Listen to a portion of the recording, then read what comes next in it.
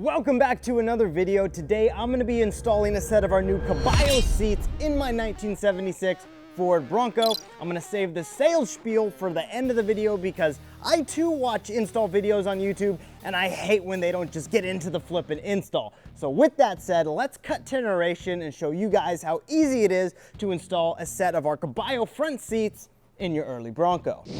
Let's start with the box. Get those very well packed seats out of their boxes and sort through your pieces.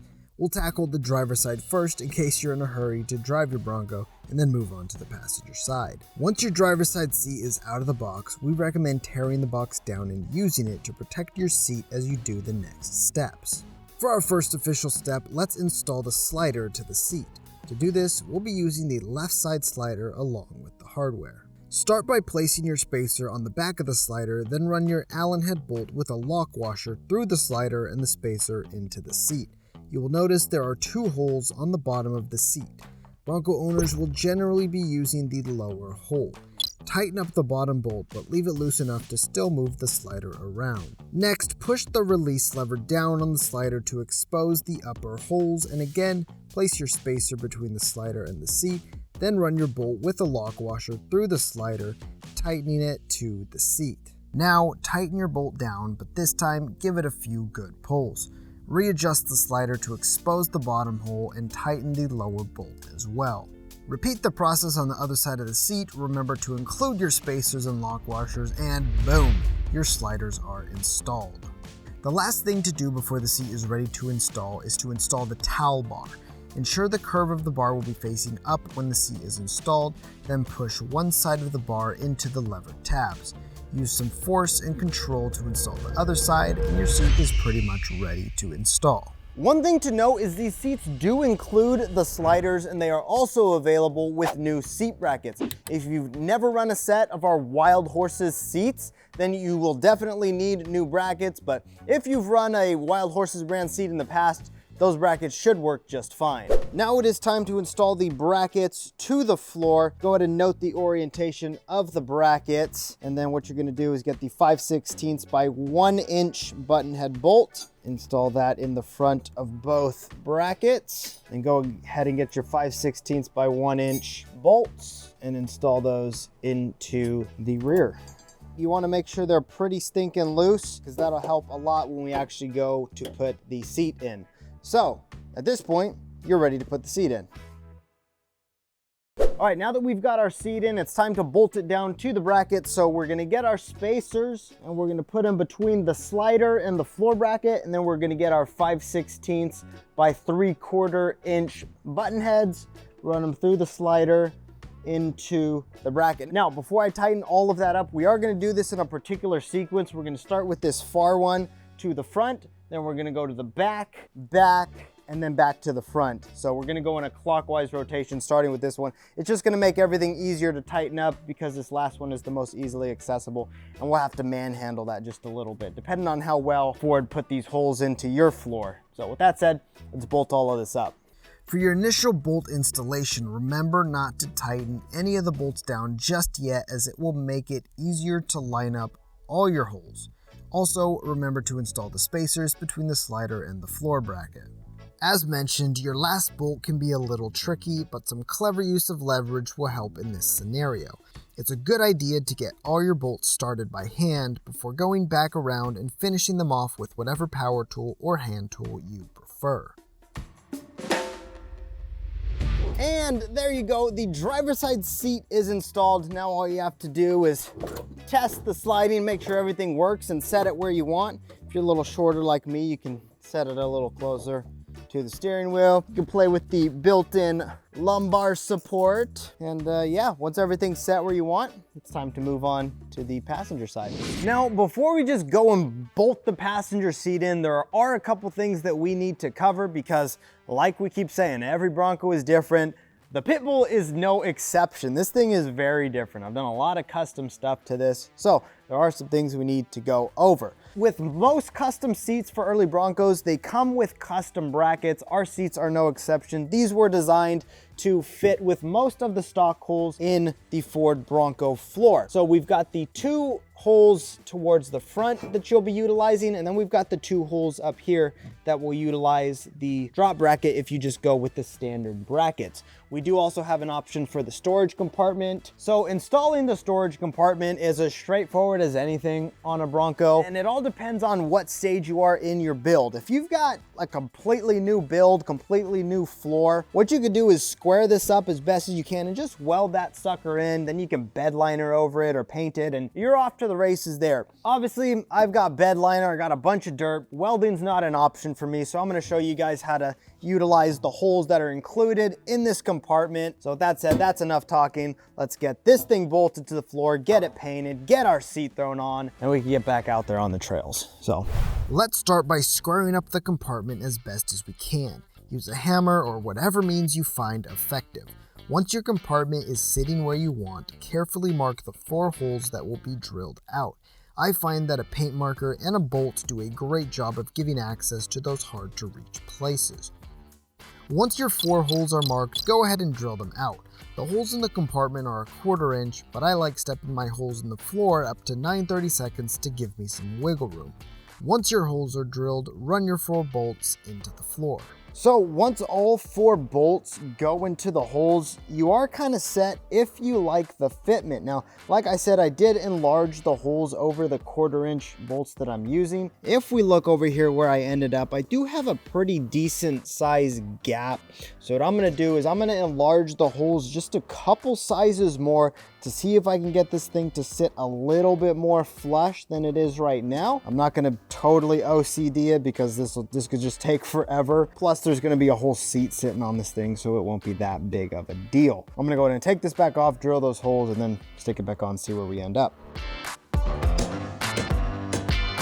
Okay, so that's pretty good right there. I think I'm gonna live with that. Now, one quick note before we paint the compartment is, like I said, you still have to drill 2 holes into the compartment. If you wanted to do all of that before paint, you would have to mount the brackets to the seat, tighten all of the bolts in the compartment, put the seat in, make sure that seat is sitting exactly where you want it, and then you'd mark your holes and drill the compartment. That's a lot of work, and it's a lot of doing things twice, and I'm cool with just painting all of this, using a paint marker to fill in those holes so it like doesn't rust or anything. So it's kind of up to you and your preference. If you want to do the extra steps and get those holes drilled before you paint it, that is totally up to you. For me, I'm gonna cut the extra steps out and kind of speed this process along. So just wanted to make you guys aware of that.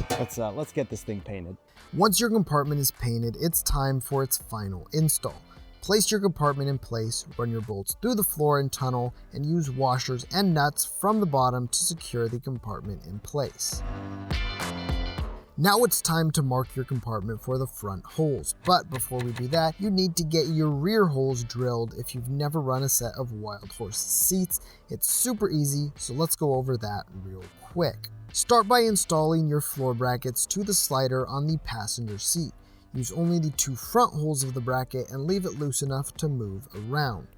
Next, ensure your sliders are positioned so the seat is sitting back as far as possible. Next, carefully set your seat into the Bronco, being careful not to scratch the paint on your freshly painted compartment like I did. This is a rock crawler, I don't care. Then install your front bolts through the bracket into the floor. For me, one of my holes is completely jacked, so I won't be using it, but if your holes are in good condition, 2 bolts would be a good idea.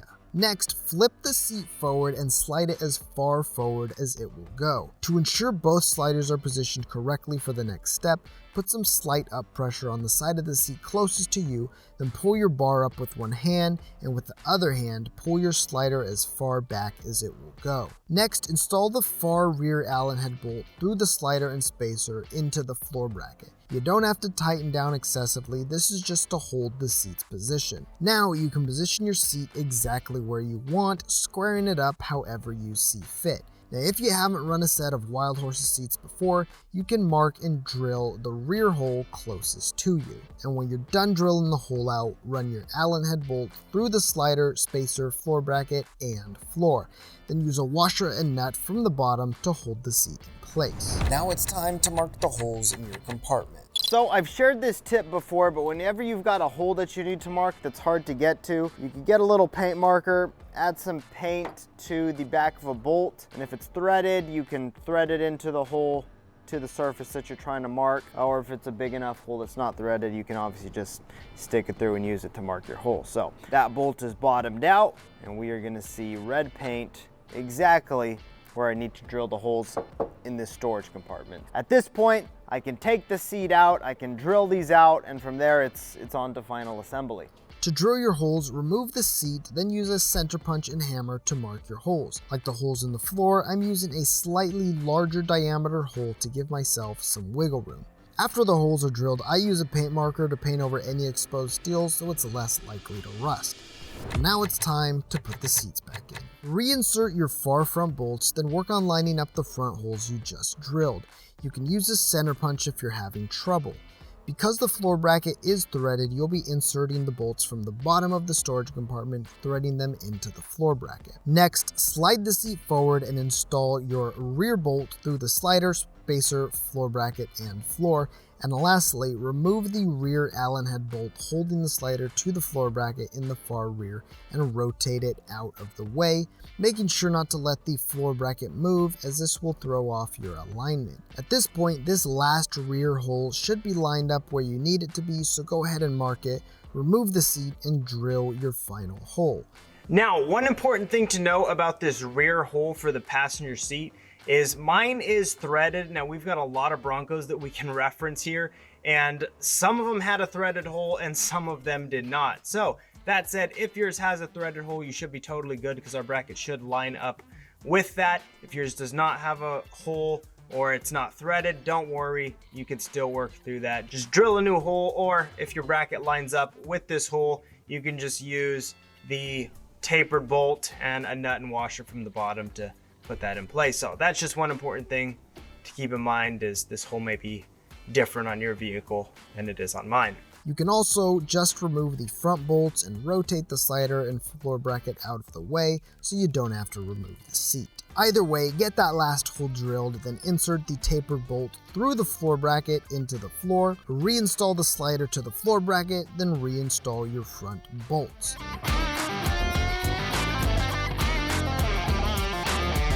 At this point, all your holes are drilled and all your hardware is started. Now it's time to go through and tighten everything down.